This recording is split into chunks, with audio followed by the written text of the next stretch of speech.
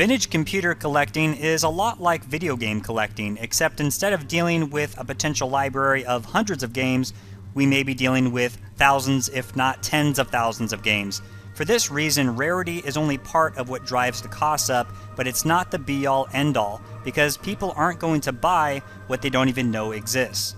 Considering many games only had a handful of releases, it's unlikely to even have a complete library of Apple II games, let alone a rarity list. Luckily, there are other factors that determine value, like historical importance, company recognition, and of course nostalgia. I've looked at all the closing sale prices on eBay for Apple II games from 2011 to 2013, and here is my list of the top 10 most valuable ones. For number 10, we have Wings Out of Shadow, a 1982 strategic action-adventure game based on a short story from science fiction author Fred Saberhagen. The story is part of the Berserker series, in which self-replicating doomsday machines called Berserkers are left over from an interstellar war and are now continuously seeking out and destroying any life forms they find. This is not the only game that was adapted from that series, but recently it proved to be the most valuable, selling for $709.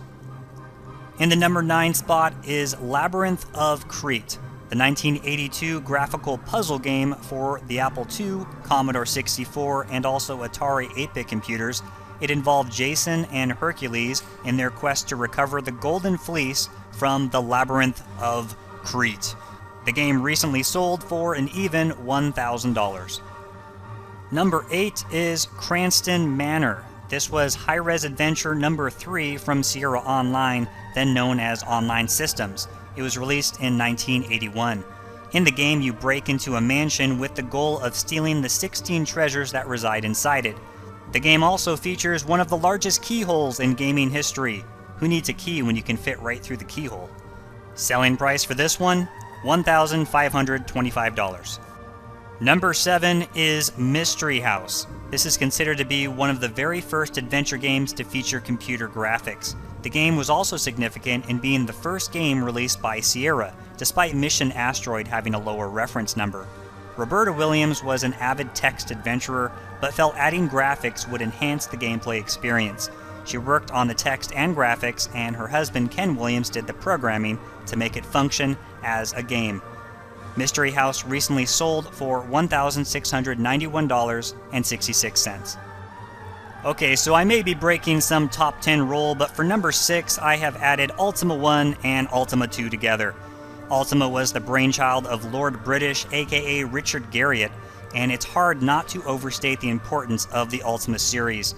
Ultima 1 and 2 laid the groundwork for many classic RPG games with a character creation feature, a top-down overworld, and of course magic and weapon upgrades. Despite the many deadly foes found throughout the games, your number 1 killer may just be food, or lack thereof, since each tile you move costs you some. The most sought-after version of Ultima 1 is the one published by California Pacific Computers. Purchasing either of these games will burn a Cranston Manor key-sized hole in your wallet, but Ultima 2 beat out Ultima 1 recently, selling for $1,775. Number 5 is Time Zone. Yet another Sierra game. This was an ambitious graphic adventure that included 6 double-sided floppy disks and 1,500 screens. As you might guess from the title, the game involved the player time traveling to different locations, solving puzzles, and interacting with famous historical figures. Unfortunately, the game did not feature a telephone booth.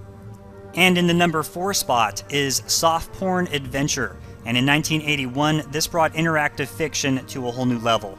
Chuck Benton designed the game for the sole purpose of amusing himself and a few close friends. After realizing there was actually demand for an adult fiction video game, he published it under his own company and distributed the game in Ziploc bags, a common trend at the time. However, he found difficulty in finding a magazine that would advertise the game, given its name, Softporn Adventure. Luckily, Ken Williams was a big fan, and the game was soon published through Sierra. Now here are some trivial facts about Softporn Adventure. The nude women on the cover included Sierra's bookkeeper, the wife of programmer Bob Davis, and Roberta Williams herself. Now, according to Chuck Benton, the waiter was an actual waiter from a local high-class restaurant and was naked from the waist down. He was reportedly gay and therefore allowed to be in the tub with the naked wives. Softporn Adventure recently sold for $1,999. And number 3 is Zork. Named after the MIT slang term for an unfinished program, Zork is one of the earliest examples of interactive fiction in a game and was developed in the late 70s on a DEC PDP-10 minicomputer. Reportedly, less than 100 copies of the PDP version were sold. Back in 2008, the original manual for one of these versions surfaced on eBay, selling for $2,348.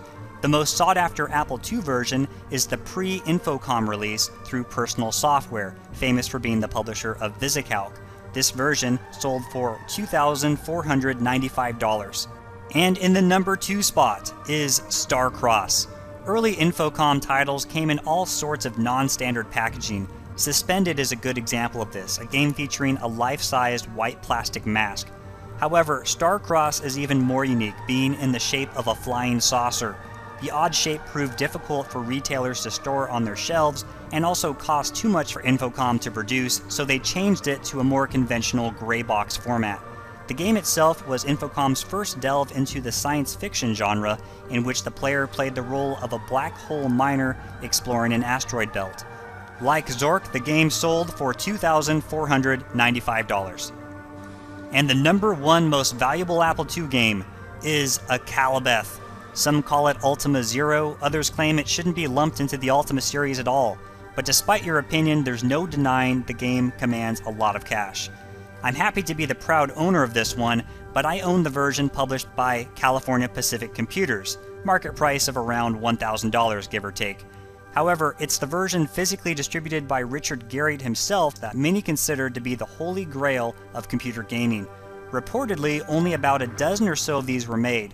Garriott had his mother draw the artwork, and he placed the game in numbered Ziploc bags. The last one I found sold in 2011, and it fetched for $4,900 with 20 bids.